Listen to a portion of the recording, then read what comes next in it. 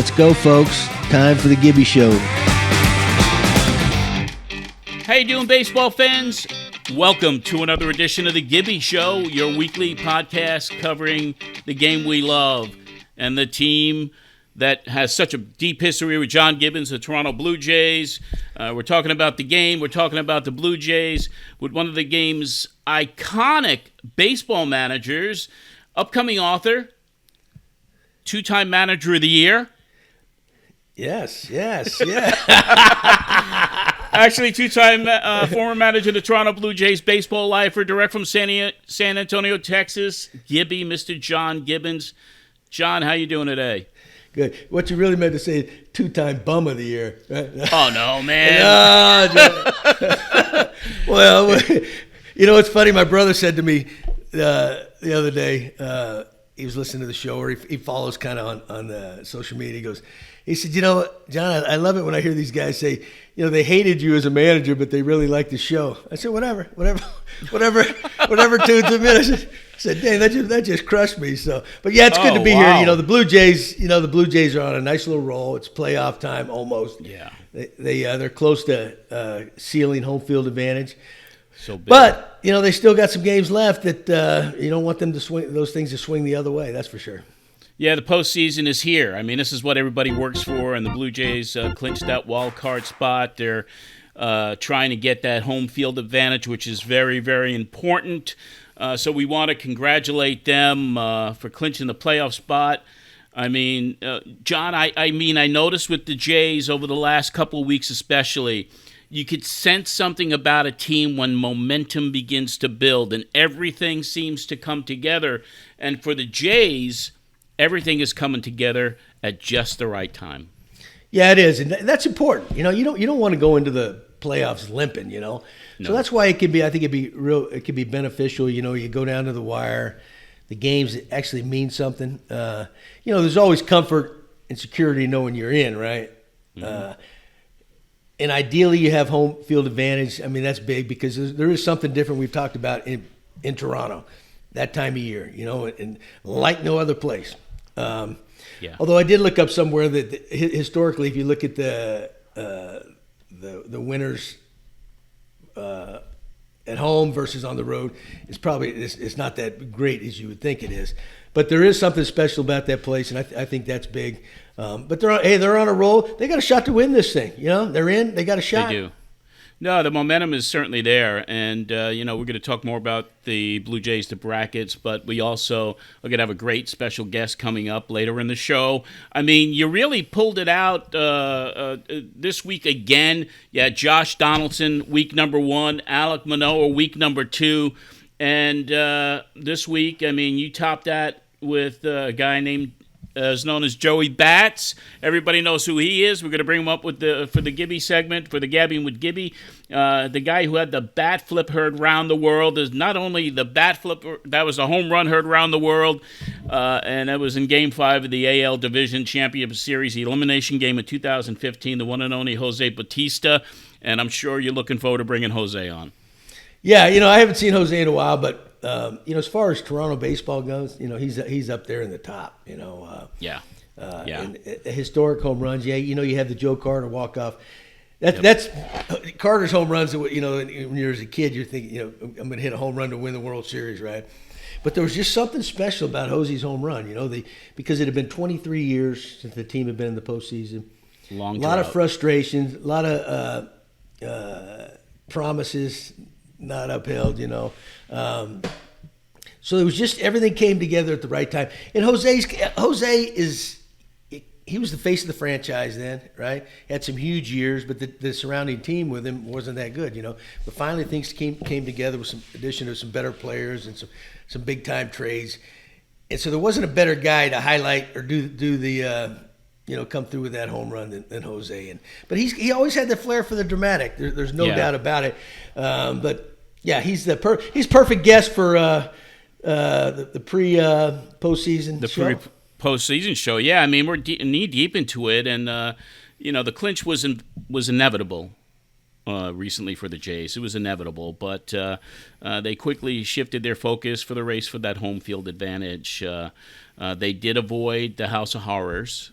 They did avoid the Yes. House of Horrors, and that's a big thing. But you want to stay at home because, to fly out to Seattle and face the Mariners out there, where, they didn't really have they had a losing record against the Mariners this year. With the Rays, it was a 9-10 record. With the Mariners, it was 2-5. They only played 7 times. Those are the two likeliest opponents, obviously.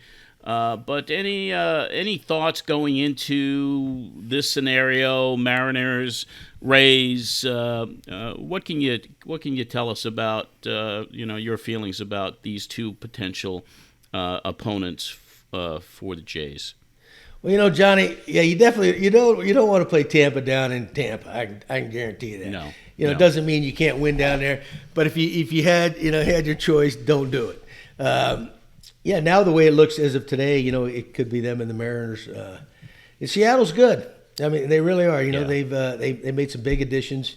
They're a little bit banged up, but those guys will be healthy come game time at the end of the week. But one thing they can do, I mean, if you look at both teams, really, they're both inexperienced from playoff wise, right? They're both very talented young players, so you can almost throw that out the window. This game's it's the youngsters against the vets, because Tampa's even the same way actually. So when you run into the Yankees and the Astros, that it's just the opposite, right? Yeah, I mean, in the brackets, I mean, right now, it's the winner of the wild card round, which the Jays will be involved with. They got to face Houston right out of the box. Right after that wild card series, you got to jump right in with the Astros, and that's not going to be easy for anybody. No, it's not. But you got to. I mean, they have the best team. They have the best record, and it's a seasoned veteran team, and it's guided by a pretty good one down there, Dusty Baker. So yeah. It should be a great all-around playoff, American League, National League, and this is what we've been waiting on. The damn baseball season takes forever. That's a long season. People are always complaining, hey, shorten this thing, right?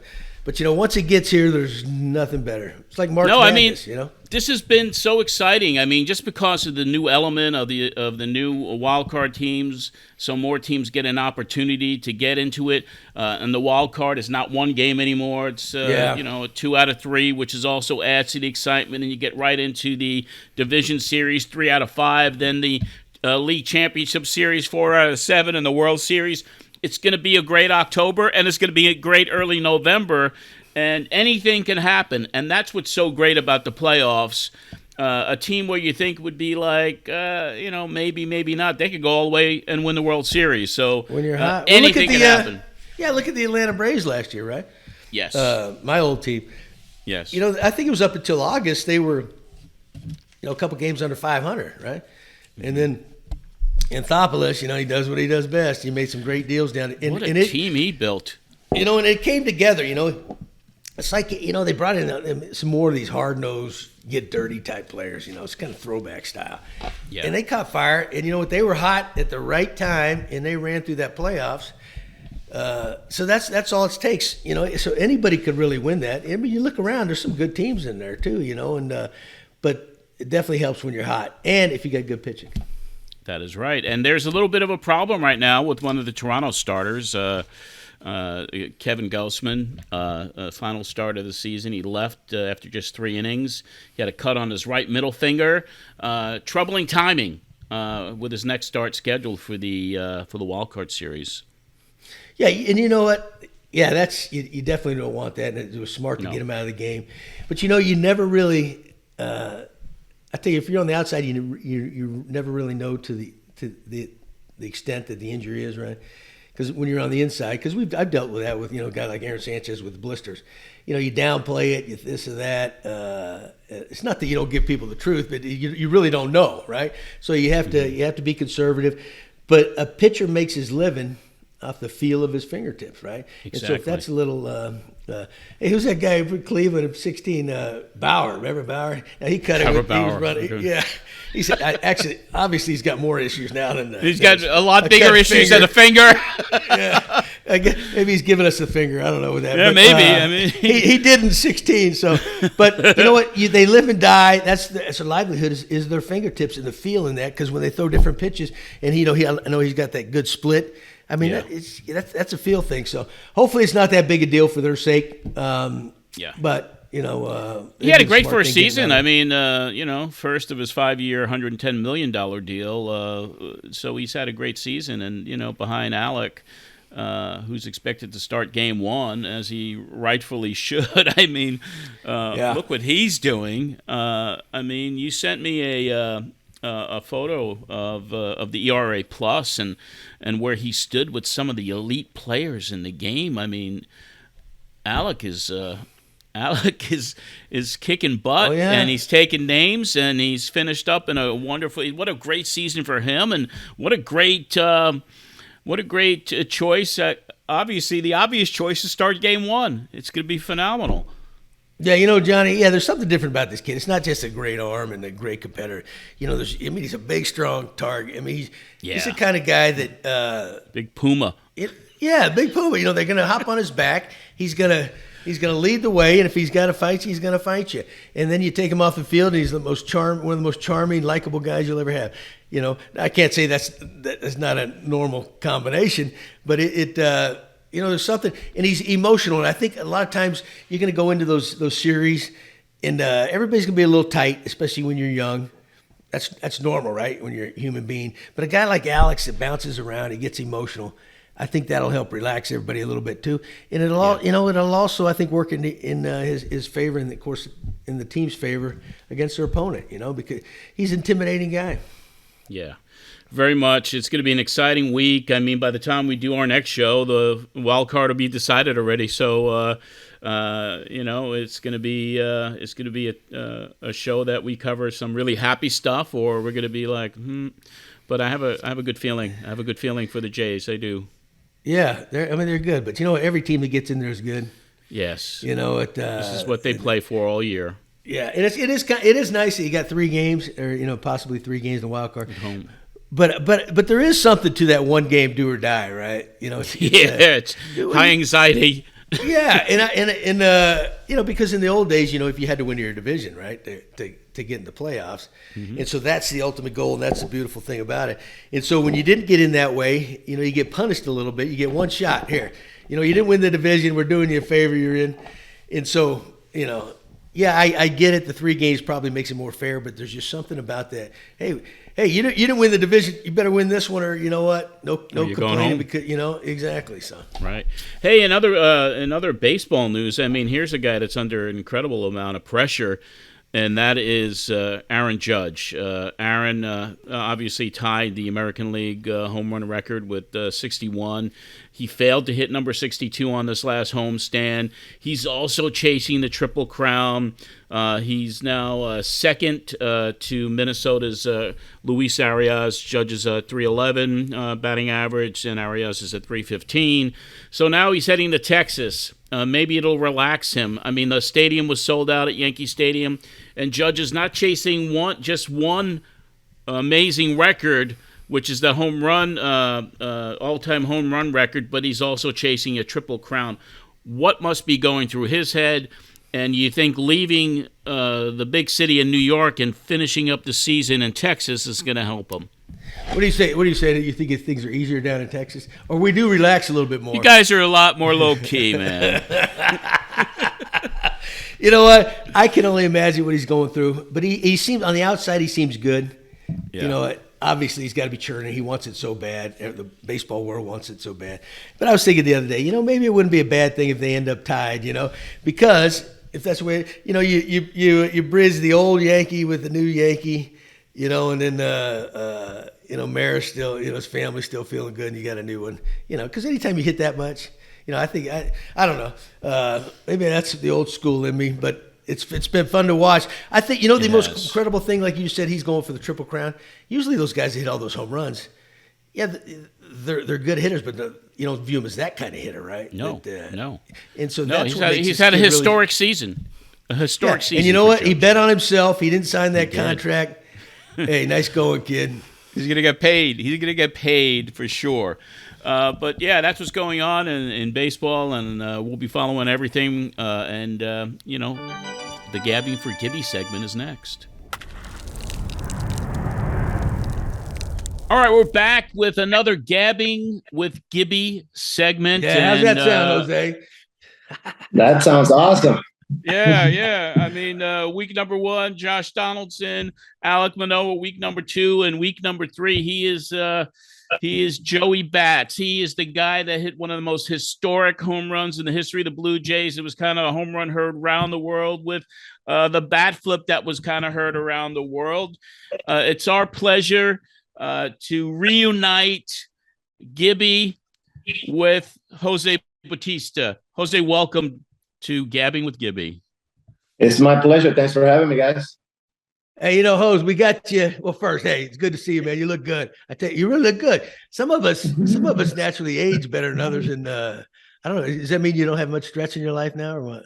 That's right. I think we're both blessed in that regard. But yeah, a much more relaxed lifestyle nowadays. So I'm looking for 8 hours last night. Well, you earned that. But the reason we had you waited for this week is it's like the post game. Postseason guest, right? Can you look back at what you accomplished in the postseason with the Blue Jays? I mean, you got off, right? Yeah. And not only that, you were there. You were always the face of the franchise for the Blue Jays. You were there during some lean years, but you were there when things started to change, right? And then when the team was in dire straits with all expectation 15. You came through. So, but we'll get to the coup de grace here in a minute. But is life good? Well, you just retired? Have you officially retired yet? Or people have asked me that. I didn't know for sure. I did. I mean, not that I announced it, but right. I am retired. It came at a weird time where my last season wasn't great, and then the next year was COVID, and I was still hoping to play, and that kind of threw a wrench in my plans. And because of that reason. And while the world was going through, I've always, stayed away from announcing it. I didn't feel like it was appropriate. People had other stuff to be worried about. But yes, I am retired, and I enjoyed coming back to play a little bit in the Olympics, in Tokyo with Team Dominican, and that was fun. But yeah, you got a big knock, didn't you? That big game-winning knock in that or something? I did. It was fun. Well, you've been known to do that. I guess that shouldn't surprise me anyway. Yeah, I've been lucky to be put in those positions, and then even luckier to kind of come through. So I've enjoyed those moments for sure. Hey, quit being so humble and modest, man. There's no luck to it, man. When you're good, you're good. And I'm going to tell you too. They talk about analytics nowadays, right? And this is one of my big arguments. Yeah, numbers are good. I get all that. They talk about RBIs don't mean anything because it's a product of more opportunities. And I say, okay, well, yeah, your big guys get more opportunities, no doubt, where they're hitting the middle of the lineup. But there's something to it. Anybody just can't go up there. The guys, the run producers, the middle of the lineup guys, they're able to slow the game down. They're able to relax. And, that's why everybody doesn't get walk-off hits. That's why everybody doesn't have big years driving and runs. So that's my big argument, and one of them. But, you were one of the premier hitters in the game, and are you following the Blue Jays much now? Are you? Yeah, I do. I follow baseball in general, but for sure. I mean, I spent 10 years in Toronto. It's my second home in my heart. So I do pay attention for sure. Okay. Cause I was watching the Yankees the other day and Judge, was going for, the record, right? And you hit 54 home runs one year. And that's not a heck of a lot far off from 61. You know what I mean? And it's like, I mean, that's incredible. I think there's been very few guys in history that ever do that. 26. I'm glad somebody knew that. Now, if I think about that, in the history of the game, the number of guys, and I think, with Judge, the focus has been on that this year. Hosey did that. And then the next year he popped 40 something, I think. So people, I know people know that, but sometimes things get lost sometimes in the impact you made and things like that. So you're definitely one of the true premier power hitters in the game. But I got a question for you. All right, I'm going to say a statement first. I've never seen anything like this before, right? Well, first, before I get into that, people have asked me about different players that I manage, right? About personalities, what have you. And I always say this, or I say, and I've had some good ones. I've managed some good ones and really dedicated and professional guys. And I always tell them this: Jose is number one on my list for the guy that showed up every day to play. Everybody thinks, well, that should be the case.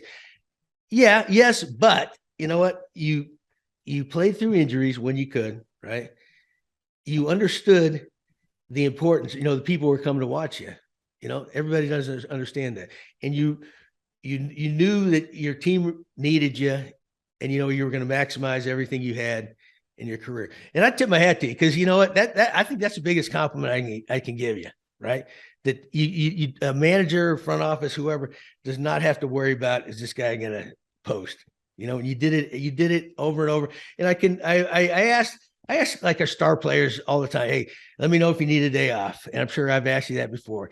Yeah. And you said, no, I'll let you know. And dadgummit, there was times you could have, but you wouldn't. And we needed you and the fans needed you. So I tip my hat to you for that. And you were just driven. You were a driven guy, but I think you understood the importance of the fans, and they came to watch you, right?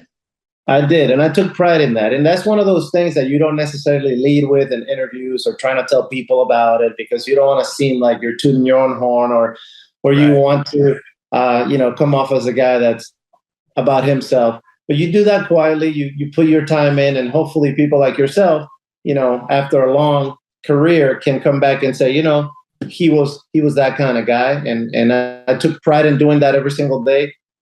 Just so I could be there for everybody, just so I can give my all. And when I retired and when I was done, I could say, you know what? Every single day that I stepped out there, I gave everything I had. So I feel proud of that for sure. Well, and you should be, because I see nowadays like the how science or whatever it is in baseball now that, they have better ideas on health and injuries, what have you. And nowadays they schedule days off. And I'm thinking, really? Because it used to be a badge of honor in baseball if you play 162. Hard to do. Most guys can do it, but that was kind of the goal, right? You get through it. So I was thinking, when I've heard that, I think scheduled day off, that's a good thing they got rid of me there too. You try to tell, hey, Jose, you got a scheduled day off on Tuesday. It's a Sunday. Really? Good luck selling that, but right. I don't know, so, but it's you know what? You're a rare player, but I got a couple questions for you. Another couple questions. I had never seen this before. You got thrown out a bunch, right? I'm gonna tell you, you were kind of a villain in the league. Would you agree with that or not? And I think amongst your team, you were not. Everybody loved you, but you in the league, you were kind of a villain. Do you agree with that? Yeah, I feel like a lot of people didn't really like my public image wasn't necessarily a reflection of who I was in reality. Some people saw me as a little bit of a tough guy. A lot other people saw me, like you said, a villain. Some guys thought I complained about certain things too much, strike zone, maybe umpires. You know what? I was in a zone mentally that I felt like I needed to get to every single day so I can be the best version of myself. It came with some baggage or some stuff to deal with, but it's the only way that I knew how to operate. I couldn't have given myself a fair chance to play my career feeling like I was bringing it every day if I didn't play that way. And I wasn't going to tone myself down and then wonder what if, or complain about it later if I didn't do well. So I got nothing to regret. I did what I did in the way that I felt I was best suited to give it my all every single day. So it came with some stuff, but you know what? I felt the same way about guys like Pedroia. He was annoying. He was pesky. He got under my skin in his ways, but I admire him as a player because he knew how to do stuff. Same with Euclid, same with Donaldson. There's guys but that's also good for the diversity of the game in the sense of you don't want everybody to have the same personality out there. In our sport, it's not golf. It's not etiquette. You're not golf clapping all the time. You got to have some fire. You got to come in with some, you got to have some passion every now and then. And, I was one of the guys that led with that. I played, that was my drive. I played with my emotions on my sleeve. Yeah. And you know what, Ozzy, that's what made you so good. That was a big part of it. But a big part of it too is when you burn these other teams enough times, of course they're not going to like you. Right. Correct. And, and you mentioned, you had it out with some umpires, but, they say, well, he argues too much. Well, wrong, because he led the league damn near every year in walks, so it was paying off, or he was right. I mean, so there's a lot of things, but like you mentioned, Josh Donaldson. Josh was the same way. You wear it on your sleeve, but that's important. That's what brings out the best in you. And you know what? I agree with it. The game needs personalities. This blah, cookie cutter, choir boy thing. That the fans don't like that. People like they like the personalities, whether it's a villain or the good guy or whatever it is. But your teammates loved you, your fans loved you. In whether that was, I know it was misinterpreted, but you know what? All that matters is you got the most out of your career, and the people that know you, they know who you are. Correct. And this public perception, which is I'm totally okay with. And I read stuff and I look at stuff in other industries and other sports, and I always take it with a grain of salt, right? Because it gets publicized and promoted in a certain way, but I always think, you know what, I don't know that person, one-on-one, so I don't really know what they're like. But like you said too, like guys burn other teams enough and they get hated. There was no bigger true gentleman in the game of baseball than Derek Jeter, and he was hated a lot because, again, he was a good player that always because you're good. Yes, right. So that does exist, but I go back and I remember guys like Manny Ramirez, like Gary Sheffield, those guys that played with fire, Albert Bell. Those guys were, had different styles and different personalities, but same level of intensity, same level of passion and emotion. And I think I was more in that category than the Derek Jeter category. Right. So you look back on your career right now, obviously you're happy about it. Correct. But you were a late bloomer. We had a few guys. Eddie was a late bloomer. Donaldson was a late bloomer.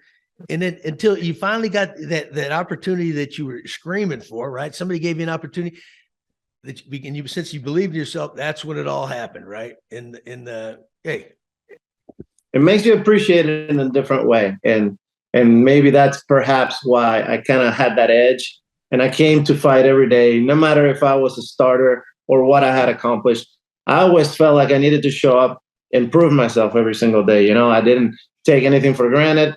And, I gave it all, and I left it all out there for sure. Yes, you did. All right, let's talk about the coup de grace, man, in that playoff game, Game 5, 2015. All right. I want to hear your opinion. You can take us through that a little bit. Remember that the top of the, when, the Russell's throwing the ball back and hits Chu's bat, and it's like chaos ensued, right? And what are your thoughts on all that? What do you got? I'll even take it back a little bit and start with the whole series. We were down 0-2, and I don't know if people remember that, but from our perspective as players, those guys were getting a little cocky. They beat us in the second game in Toronto. We lost the first two at home, and they were, celebrating on the field, stumbling over the railing there in the dugout. There were videos of them circulating in social media, wiping their behinds with, our rally towels and all that kind of stuff. So we kind of took exception to some of those things. Again, these are some of the things that happen in the background that maybe don't come out in the public. But so we went into Texas with a chip on our shoulder, and we showed it. We beat them, we tied the series, and we brought it back to Toronto. And that game was insane, right? So now we're talking about how they scored their first run. It's exactly that. Russ throwing the ball back, and it hits Chu's bat, and the rules didn't help us in that regard. It worked to their favor. They got the run. But then, we definitely had the momentum in the series, not maybe in that game, but there was just a lot of crazy stuff that started to happen with our errors and loading up the bases and the blooper because they were playing the infielding for apparently no reason at that moment.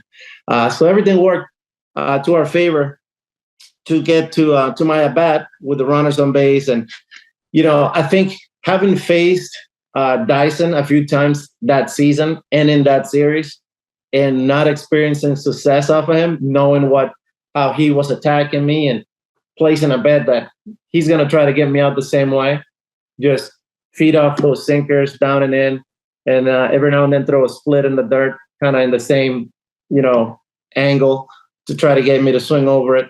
That's how he got most people out those few years when he was elite. If you remember, his splits were like 92% sinker and 8% split. So I was just hoping he'd elevate it. So the only thing I was saying, because I had a man on third, and I think it was a 2-1 game at that point, is get something up and try to drive it in the outfield. But you know how it is when you have that approach, you get yourself ahead on the count. The pitcher feels like he can't really miss. I had boppers behind me, so he couldn't really pitch around me. Right. So, he threw that sinker. He left it higher than he would have liked. But my approach was not to hit a homer. My approach was just to get the ball out in the outfield. But when you get those sinkers that stay up in the zone and you just barrel them, you barely even have to swing hard because the ball will just jump off your bat like a trampoline and it'll land in the stands. That's exactly what happened. And that's one of the biggest moments, like you guys said, in Blue Jays history. I would say Joe Baseball Carter has history. Exactly. Yeah. I'll take that list. I think Joe Carter had a pretty big one as well. Robbie Alomar hit a home run in Oakland that was pretty important. So I'm glad to be in that company. But by far the biggest in my career, the biggest moment in my career. Hey, biggest one of my career, man. Got me a couple of extra years, dude. You think I don't know that? Hey, look, but this proves my point. I said a minute ago, right? We talked about RBIs, guys, clutch players, right? The way you were describing that, right? There's chaos in that place. The place was erupting after, when Odor scored on the throwback to the mound, right? And then, so there's chaos in that place. And I was sitting on the bench, things are happening so fast and I'm trying to concentrate and it was hard to concentrate, right? So you go up to the plate, right? And the way you're describing it, how you're thinking, well, this is what I'm looking for. I'm going to do this and that. That's what makes the great players. Most guys are going, it's so such an overwhelming pressure that and they're human beings, they cringe on it. But the greats, no, they're able to slow the game down. This is my approach. This is what I've done my whole career. This is why I'm one of the elite. That is so hard to do. And that, you know what? That's why you end up hitting a home run, because most guys, a lot of guys punch out, I was able to single out the most important thing at that moment for me to execute in that situation, which was focus on the pitcher. How is he going to try to get me out? It helped that he didn't have a 6-pitch repertoire, right? But he was really successful. He was really good. And his ball moved a ton. But I kept my approach simple, got myself a hitter's count, and bought myself a pitch in the zone, and then I didn't miss it. Which, when you try to put into a summary what is hitting all about, that's it right there. If you do that consistently enough throughout a career, you're going to be a hell of a player. And I was able to do that in that at bat. Well, you got to have some talent too. I mean, there's not every Joe Blow on the street that can't swing a bat. I can't do that. But you're right. Oh, 100%. Yeah. No, I know you follow. But I felt like the earth was shaking. The earth was shaking after that moment. The cameras were shaking, the whole noise. And, after I made contact, I don't remember coming to until I was sitting in the dugout. It happened so fast and the emotions were running so high that I basically lost, my ability to remember when I was running around the bases, when I was celebrating with those guys. So for me to recall all that, I have to look at the video because I don't remember. The next thing I kind of remember is coming back to when I'm in the dugout, trying to get a drink of water. Oh, so that's when you became human, huh? You were human before you weren't human before you went up there. But now you're, that home run right there could not have happened to a more appropriate guy on the team. And in Toronto's, you were the face of the franchise. You were very productive even through the lean years. So if somebody else hits that, it doesn't mean the same in my eye, And all right, now we got to move on now a little bit. Okay, I got a question for both of you. I really do. I mean, because obviously, the momentum and everything that happened, the bat flip, and there were hard feelings. It spilled over into the next season, May of 2016, with you and Odor. It was what happened. I watched the whole thing again yesterday, and I want to get both of your takes on what happened during that brawl because it was a wild scene. I mean, first and foremost, and Gibby, what I can remember about you is like when it broke out and you're there protecting your player, you're patting him on the back, and Bannister is like going wild and screaming, and you're just kind of smirking at him. It was one of the wildest baseball brawls I ever saw. I want to take you guys back to what happened in 2016, let you both discuss it from your perspective, and let us know What was that like? I mean, after the season was over in 2015, and then all of a sudden in May it explodes. So I want to hear, like everybody else does, what happened from your viewpoint. Well, let me start this off, Jose, and I'll let you run with it. Because after it happened, right, first time, nobody celebrated home runs more than the Texas Rangers. Then and now, right? So it's a little bit. I think more of it's that they coughed up the lead, after being up 2-0. But I can remember talking to Jose because it became such an issue. Well, the bat flip, right? Hey, how about nowadays, man? If you don't flip the bat, something's wrong, right? You know what, Jose? Right. But so I remember talking to him saying, and you told me, you said, you know what? They're probably going to drill me next year. You know what? And you'll take it and you'll go to first base. I remember you telling me that. So we go into that season, we play. Okay, everybody's kind of expecting it. Nobody agreed with it, but then okay, you do it. Then we'll see what happens after that, right? So we play them at 4 games at home. Nothing happens, right? Okay. Then we go down to Texas for 3 game set. Nothing happens till the last game. That was I didn't last like game, last at bat. Yeah. So to me, that was, and I said that was gutless. You know what? Because people talk about the etiquette of the game or the unwritten rules. Yeah, but there is some that matter. If you don't like something, let's go do it. You know what? Then the other team settles or what have you. But the fact that you wait that way and you got a guy that wasn't even on that team that year that throws hard, I thought it was gutless, and I won't change my mind on that. And you know what? We ended up getting the last laugh in 16. But go ahead. What was your take on all that? No, I'll start off the same. And we played them 7 times, and nothing happened till the last at bat, knowing that we're probably not going to get a chance to retaliate, which is gutless in your words, and I agree. But definitely not my proudest moment, just because I don't like carrying myself in that way as an example to other kids, but more because it was a quick one and I was on the receiving end, right? So, but it's been a while, and I can look at it from now, trying to put emotions aside, from the game perspective, right? And somebody that played it for a long time. And I feel like, all things put aside, I respect the game. Like, I usually ran hard and I show up every day and I give it my all. And you can say whatever you want, but I know what I did and how I felt about the game. Getting hit like that is what made me have that chip on my shoulder at first base and take that hard slide at second. Now, could I have blown him up? Absolutely. I was trying to send a message. Again, in my opinion, the way they dealt with it was not the best way, but everybody has a choice, and they chose to do what they wanted. It's not for me to judge whatever, but something I can control and say, and come back and say, I didn't appreciate it, and I take that hard slide without hurting anybody, and right. It is what it is. It's the fight broke out afterwards. It didn't feel good to go through that in front of 50,000 and the world, but it's like I said, it's sometimes you win, sometimes you lose, and it's been a while, so I feel comfortable talking about it now, and it's something that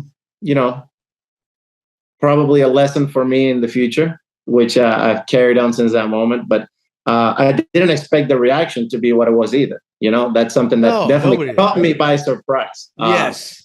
Because usually in baseball, you get to the, I'm upset, you're upset, we get close, you shove me, we show our disagreement and we go on about it in our way, Right. So that's not what happened. And, I can't really speak for the other side, but it definitely caught me by surprise. And it was a learning lesson for me.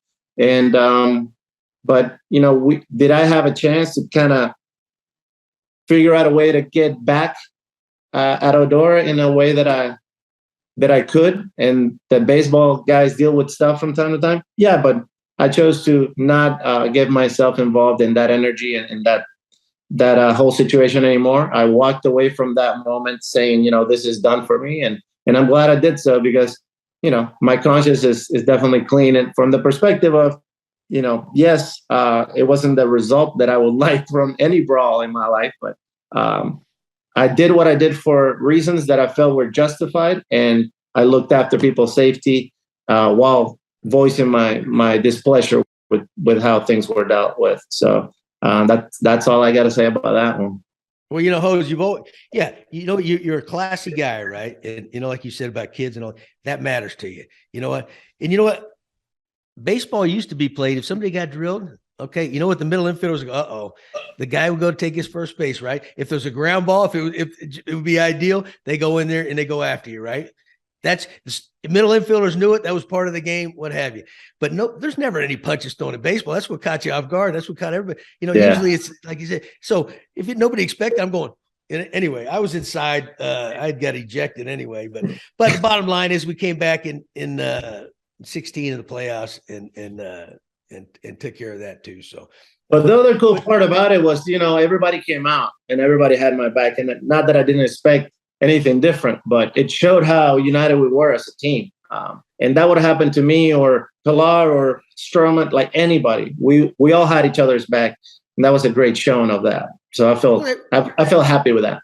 Well, everybody knew it was a cheap shot too, Jose, and it was unwarranted anyway from the bat flip. Really, come on, we're gonna get that. I mean, you know what I mean. But I tell you what, hey, I'm proud of you, man. You know what? It's part of the game sometimes, but you know what? You got the last laugh again, like you have many times in your career, and hey, so what do you? Okay, this team the next year we came back to Texas and put it to him again and hit another homer and got to enjoy that. Well, dude, you've been known to do that, man. What a better way to do it, man. Because now they can boo you all you want, but you're hitting another round tripper, So right. Anyway, but you had a wonderful career, you really did, and I'm honored to having a chance to manage you. I really am. So, and I'm glad I got to play for you as well. Yeah. I'm honored to hear both of you reminisce, man. I mean, I did have you seem to be someone who wants to have a huge influence on kids. And I know that you started a foundation. You're president and founder of the Batista Family Education Fund. Can you tell us a little bit more about that foundation, when it was formed, and what the mission is for it? Well, we formed it, back in 2010 when I signed my big deal with the Blue Jays. I came to college with help from a different foundation that did basically exactly what my foundation did, was trying to find opportunities for student athletes to go from third world countries, Dominican, Puerto Rico, Venezuela, to come to the U.S., to go to be student athletes in their particular sports, not necessarily just baseball, and be, part of the college experience and come here and get great education and hopefully college degrees. And for some guys like myself, you end up getting signed and drafted and getting a contract and then making it to the big leagues. But at the same time where I got my big deal, the gentleman that founded that, the foundation, had gotten ill and has since passed away, but he couldn't continue the efforts of the foundation. So I decided to kind of pick it up. And for legal reasons, it was better for me to start my own than kind of taking over his. But we replicated his model and we were able to help. We have since shut down, or we're on pause at the moment because of administration issues. And I'll explain that in a second. But we were able to help 64 kids over an 8-year period to come to the United States and get their college degrees, which 63 of them did. We had one kid that unfortunately couldn't finish, but everybody that was a part of my foundation from, a board of directors perspective was donating their money in order to manage the foundation itself. So we didn't have to spend $1 in administration costs other than legal. So every dollar that got donated basically went straight to the kids. When that couldn't happen anymore because of all those guys that I had helping me out run the foundation, kept getting promotions at work, and their life just got busier. I decided to kind of take a step back and see how we can kind of reshuffle the deck in a sense and figure out a more effective way to manage the foundation while getting all the dollars that get donated to go directly to the kids. So we're working through that right now, but I'm glad that we were able to help all those kids for all that time. And, we have success stories left and right. So we have kids that are attorneys, kids that are working in the corporate world for companies like UPS and Enterprise Rental Cars. We have about 10 that are working for major league teams and the minor leagues and for office staffs. there's success stories left and right. We had tennis players, we had golf players, we had boys, we had girls. We were able to help a broad spectrum of individuals through the foundation, and hopefully we can kind of figure out a new way to effectively move forward and continue to help kids down the road. Good for you, man. Yeah, people don't always realize that. They see the baseball, and everybody doesn't do it either. Right. So, but yeah, I felt like I was obligated, to kind of pass it on. Right, you bet. Yeah. Somebody helped me. It was my turn to help others. Hose, not only were you a great baseball player, right, and you did it for a long time, you're a special human being that cares more than about the game, right? But you gave it your all, and you know what? Hey, you're a wonderful family, man, and you know what? It's just one of the good guys. You're one of the good guys. That's all I'm gonna say.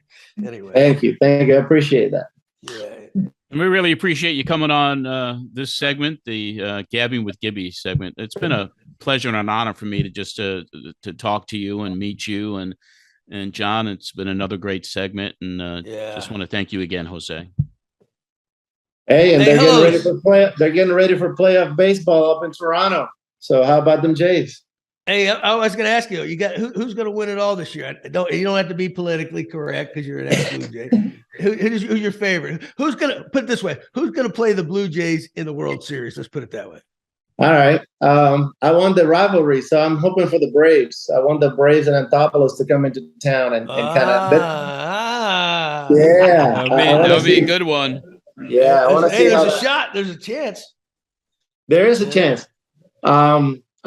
I like the way their team is put together too. So I think that's the way that I approach and look at the game. And while I admire the Yankees and the Dodgers and some other organizations because of what they do, I like the team makeup of the Atlanta Braves and how they play and how they're managed and how they go about their business. I think they set a good example. Other teams do as well, but I like that flavor, right? It's not like one is the only way to do it, but I like how they do things.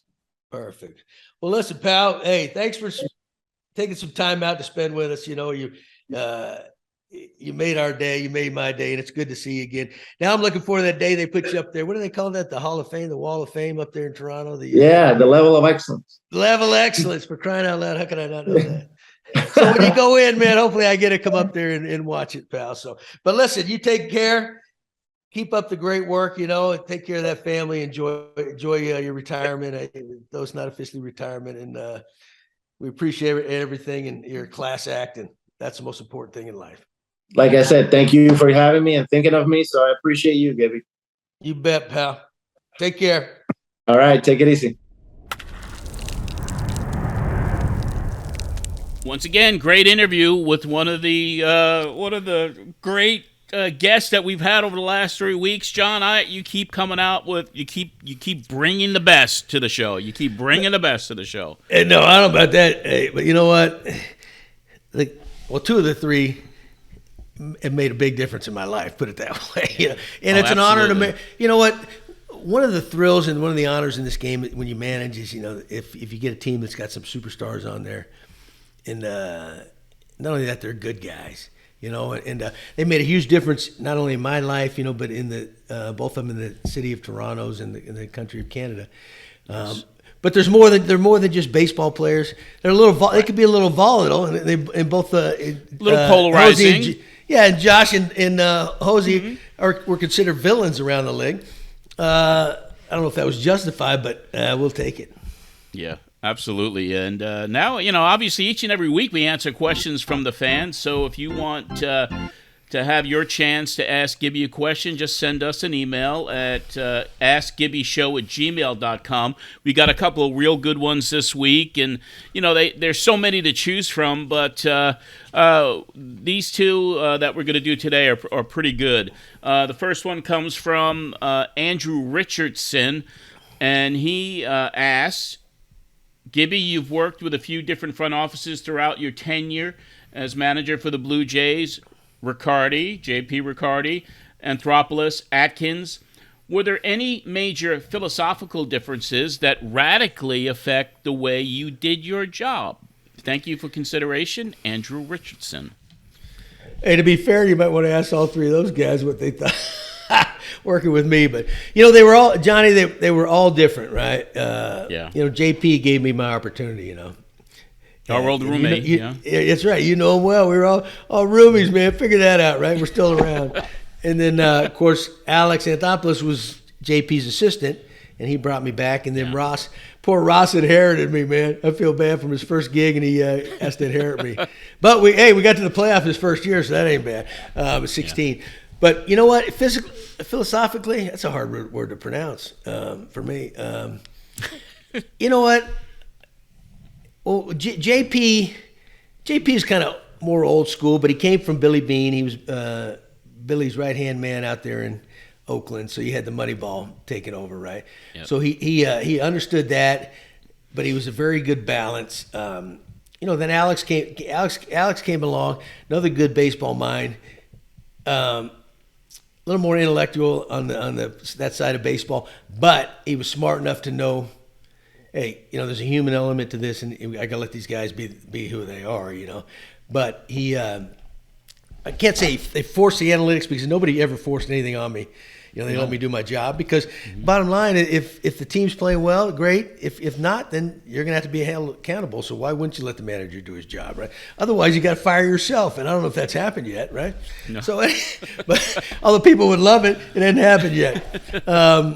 So and then with Ross coming, it was his first year on the job, and when I was managing Double A with the Binghamton Mets, Ross was played on the Akron team, Cleveland's team. I didn't know him. I do remember the name. He was a pitcher, and he was new to the job, so I knew he and Shapiro were very tight. And yeah, they had a different way of thinking than me. There's no doubt about it. They're a little bit more polished than I am, and the fact that they did not bring me in. I don't think they really knew what to expect out of me. And it's a general manager should get his own guy in there. They have every right to, and they should, because if your job and your life depends on it, then you want somebody that But things have gone well, and I appreciate they kept me around. But I was definitely different than they were. I was with JP. Yeah, I mean we'd throw it around pretty good, and Alex we'd throw it around pretty good. Not as much with Ross because there was still. It was a new regime, and obviously it was his first. Right. But we won that first year, So yeah, exactly. But who was the guy? Go ahead. Go ahead. I mean, I was like, well, who's the guy that you actually butted heads with most? Was it JP or Alex? We say butted head. It was in a good way, But in a good way, right? You try to be productive and you try to make the best decisions for the team. You know what? I can remember personality-wise, maybe. JP was a little interesting. Yeah. Oh yeah, he's brash, a New Englander, a Boston boy. But the game of baseball always used to be, there was always analytics. Baseball's always been about numbers. Now it's taken to the extreme, and they just changed the name. But it's been really good in a lot of ways. But then I think maybe it's gone too far in some ways. But good baseball people would sit around and debate things and argue and decide, whether it's over players, whatever it might be, right? And then you come to a decision. That's the best way to do it. And then you know what? Okay, we're all on the same page. I may not like it. Okay. And I did a lot of that with JP. I did a lot of that with Alex, And you got to be a team. You got to work together. You're not going to agree. If you think you're going to agree on everything, forget it. That's. But you got to be up front. You got to whatever. But the manager's also got to understand. I have a boss, and that guy makes a decision. But there's always good give and take is important and healthy for a team. Oh, absolutely. We have another question that came in. This is a question from M. Patel, and it's like, hey, Gibby, why are managers now putting a home run hitter at leadoff? Why not do it the old way and let them hit cleanup? Usually you want guys who can get on base to start the game and not guys like George Springer. What do you think? What's the logic for this? Well, you know what? Yeah, they used to construct lineups differently. There's no doubt in the past, but I think back then you had your more prototypical leadoff guy, right? a guy who would draw his walk, a guy that could fly, a guy that, hit for a high average. Once he gets on base, he's going to steal the base, all that. Those guys are rare anymore. You don't even find that. They don't even the game's kind of overlooked those skills anyway, the stolen base and all that. Although I think maybe it's kind of coming back to it. But you generally want a guy, you got to have a guy that gets on base. And I know we experimented. We had Batista, who we just talked with. He hit 300-something home runs in his career. You wouldn't think he'd be a leadoff guy. But at a necessity, we needed that guy. And I think part of the thinking also, the leadoff hitter is going to get one more extra bat, and maybe two. You never know. And so that's the guy you really want to have it, right? The guy that can burn you. So that's it used to be the number that you always put the certain guys in the 3 slot, right? And the second, the 2-hole hitter was a guy that moved the runner, bunt him over, whatever. Now that's switched too. Not only you got that power leadoff guy, but that second hole hitter is a guy you want that can do some damage too, and then it just slides on down. So the philosophy has definitely changed. A lot of it's out of necessity because when we did it with Jose, it's because we didn't have a leadoff hitter. We couldn't find one. One year we brought David Eckstein in to do it, but he was kind of getting near the end. He would have been ideal. He did it. It was the MVP of a World Series with the Cardinals. But a lot of it's a necessity. But the game's changed too, and they love power. And so why not give a big-time power hitter that extra bat? There you go. Hey, if you have a question for Gibby, just send us an email. It's askgibbyshow@gmail.com, and we'll have more of those questions next week. And, boy, this is going to be a big week, John. We're going to wrap it up. But this is a big week. This is a wild card week. Playoffs are starting, and we'll cover it all here next week. Another one in the books. I want to let everybody know that if you want to get a hold of John, your social media handles, you're the big social media star now on Twitter and Instagram and imagine that. YouTube. My goodness, the numbers keep growing, and the podcast is doing wonderful. we're solid number 1 baseball podcast in Canada for 2 consecutive weeks, going on the 3rd. So great things are happening. But to get a hold, to find Gibby on social media, all you got to do is go to @JohnGibbons05. That's on Instagram. That's on Twitter. And Facebook, there's a page there. And, of course, there's also a YouTube channel for The Gibby Show. So just be engaged. And, John, you love to hear from the fans anyway. You answer so many of them. It's kind of amazing that somebody that has been in the game for so long and a newbie on social media, that you're really, really engaged with your fans, which is just tremendous. Oh yeah, Johnny. But you know what? This is what this sport is, and it's all about the fans, right? Without the fans, we've got nothing. They drive it, and so you might as well have a little fun with them. Yes, indeed. And if you want to find me, @JohnArezzi on Twitter, @JohnArezzi on Instagram. For those wrestling fans out there, I do a wrestling podcast called John Arezzi's Pro Wrestling Spotlight, which covers history. So you could find me there and look for the podcast as well. You might throw him into a full Nelson. Yeah. I've had a couple matches that were not very good. Including Dusty Rhodes sitting on my head to pin me in 1978. So that was not fun. But anyway, that's the wrestling side of me, a little schizophrenic. But until next week, when we cover all Blue Jays, we cover the wild card. This is John Arezzi for John Gibbons. We'll see you next week, everybody.